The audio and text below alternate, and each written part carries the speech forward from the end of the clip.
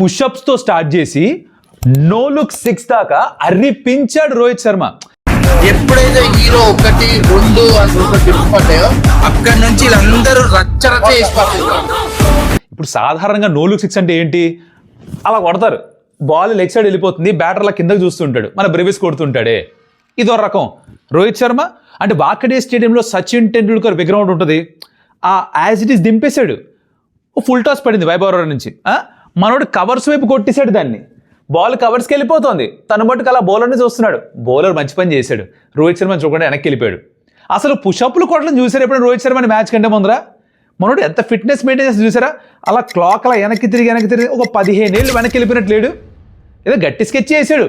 సాధారణంగా 400 run season ఇలాంటివి ఉంటాయి ఐపీఎల్లో. ఈసారి నాకు ఎందుకో ఒక 600-700 రన్ సీజన్ రావాలని స్కెచ్ చేశాడు అని గట్టిగా అనిపిస్తుంది. మీరేమంటారు మా బ్రో? మన హిట్ మ్యాన్ వేసాడా స్కెచ్?